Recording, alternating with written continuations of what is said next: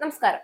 Operation Sindoor എന്ന പേരിൽ India നടത്തിയ ശക്തമായ തന്ത്രപരമായ മുന്നേറ്റം ദക്ഷിണേന്ത്യയിലെ ശക്തി സമവാക്യങ്ങളെ പൂർണ്ണമായി മാറ്റിവെച്ച സംഭവമായി മാറി. ഒരു യുദ്ധം പോലും ഔപചാരികമായി പ്രഖ്യാപിക്കപ്പെടാതെയാണ് പാകിസ്ഥാൻ എന്ന രാജ്യം അതിന്റെ രാഷ്ട്രീയ, നയതന്ത്ര, സാമ്പത്തിക അടിത്തറയിൽ വരെ വിറങ്ങലിച്ചത്. ഇന്ത്യയുടെ ഉറച്ച നിലപാടും മോദി സർക്കാരിന്റെ കണക്ക് കൂട്ടിയ ആക്രമണം തടയൽ തന്ത്രങ്ങളും പാകിസ്ഥാനെ ഒരു കാര്യം ബോധ്യപ്പെടുത്തി: ഇനി പഴയ പോലെ ഭീഷണിപ്പെടുത്തിയും ഭീകരരെ പ്രോക്സിയായി ഉപയോഗിച്ചും ഇന്ത്യയെ മുട്ടുകുത്തിക്കാനാവില്ല.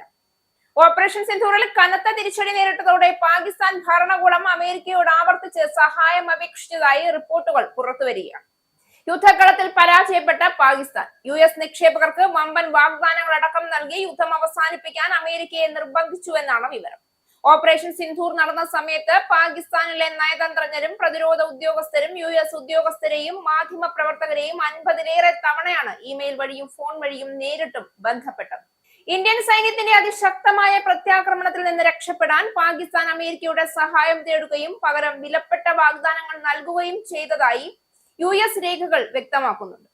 ഇന്ത്യയുടെ ഭാഗത്തു നിന്നുണ്ടായ ശക്തമായ തിരിച്ചടി പാകിസ്ഥാനെ യുദ്ധഭീതിയിലേക്കാണ് തള്ളിവിട്ടത്. അതിന്റെ ഫലമായി പാകിസ്ഥാൻ സ്വന്തം അഭിമാനം പോലും വെടിഞ്ഞ് അമേരിക്കയുടെ കാൽക്കൽ വീണുകിടക്കുന്ന ദൃശ്യങ്ങളാണ് പിന്നീട് ലോകം കണ്ടത്. ഇന്ത്യയുമായി യുദ്ധം ഒഴിവാക്കണം, അമേരിക്ക രക്ഷിക്കണം എന്ന നിലവിളിയോടെ പാകിസ്ഥാൻ അമേരിക്കൻ ഭരണകൂടത്തോട് ഒന്നും രണ്ടുമല്ല 50-ലധികം തവണ അപേക്ഷകൾ നൽകിയെന്ന US രേഖകൾ തന്നെ ഇന്ന് പാകിസ്ഥാന്റെ നട്ടലില്ലായ്മയുടെ തെളിവായി നിലകൊള്ളുന്നു. ഇത് വെറും നയതന്ത്ര സമീപനം മാത്രമായിരുന്നില്ല. പാകിസ്ഥാൻ അമേരിക്കയ്ക്ക് മുന്നിൽ വെച്ചത് വമ്പൻ വാഗ്ദാനങ്ങളായി. US കമ്പനികൾക്ക് പാകിസ്ഥാനിൽ നികുതി ഇളവുകൾ, സൈനിക സഹകരണത്തിൽ പൂർണ്ണ കീഴടങ്ങൽ, ഊർജ, ഖനനം, IT മേഖലകളിൽ അമേരിക്കൻ നിക്ഷേപങ്ങൾക്ക് റെഡ് കാർപ്പറ്റ്, ചൈനയുമായുള്ള ചില കരാറുകൾ പുനഃപരിശോധിക്കാമെന്ന സൂചന വരെ. ഇതെല്ലാം ഒരേ ഒരു ഭയത്തിൽ നിന്നായിരുന്നു: ഇന്ത്യയുമായി ഒരു നേരിട്ടുള്ള ഏറ്റുമുട്ടൽ പാകിസ്ഥാനെ രാജ്യമായി തന്നെ തകർക്കുമെന്ന യാഥാർത്ഥ്യ ബോധം. ഇവിടെയാണ് നരേന്ദ്രമോദി സർക്കാരിന്റെ രാഷ്ട്രീയവും സൈനികവുമായ കൃത്യത വ്യക്തമാകും. സഹിഷ്ണുത എന്ന പഴയ നയത്തിൽ നിന്ന് ഇന്ത്യ മാറി പ്രതികരണം ഉറപ്പു എന്ന സന്ദേശത്തിലേക്കാണ് കടന്നത്.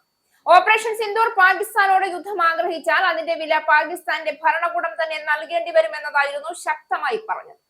പാകിസ്ഥാൻ വർഷങ്ങളായി വളർത്തിപ്പോറ്റിയ ഭീകര ശൃംഖലകൾ, രഹസ്യ സൈനിക തന്ത്രങ്ങൾ, ആണവ ഭീഷണികൾ എല്ലാം ഇന്ത്യയുടെ പുതിയ നിലപാടിന് മുന്നിൽ അർത്ഥശൂന്യമായി.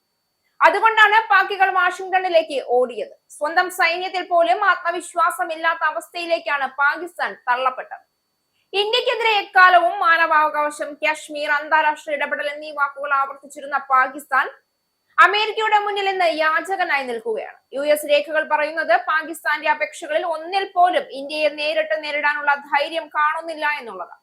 എല്ലാം ഒരേ അപേക്ഷ: യുദ്ധം ഒഴിവാക്കണം, ഇന്ത്യയെ നിയന്ത്രിക്കണം. ഇത് ഇന്ത്യയുടെ നയതന്ത്ര വിജയം മാത്രമല്ല, ഒരു ദേശീയ ആത്മവിശ്വാസത്തിന്റെ പ്രഖ്യാപനം കൂടിയാണ്. മോദി സർക്കാരിന്റെ നേതൃത്വത്തിൽ ഇന്ത്യ ഇന്ന് ലോകത്തോട് പറയുന്നത് വളരെ വ്യക്തമാണ്: ഭീകരതയ്ക്ക് പിന്തുണ നൽകുന്നവർക്ക് കരുണയില്ല, ഭീഷണിക്ക് മുന്നിൽ തല കുനിക്കില്ല, രാജ്യത്തിന്റെ സുരക്ഷ മറ്റാരുടെയും മുന്നിൽ അടിയറവ് വെച്ചിട്ടില്ല. പാകിസ്ഥാൻ ഇന്നും ഇന്ത്യയെ അപകീർത്തിപ്പെടുത്താൻ ശ്രമിക്കുമ്പോഴും ലോകം കാണുന്നത് ഒരു യാഥാർത്ഥ്യമാണ്.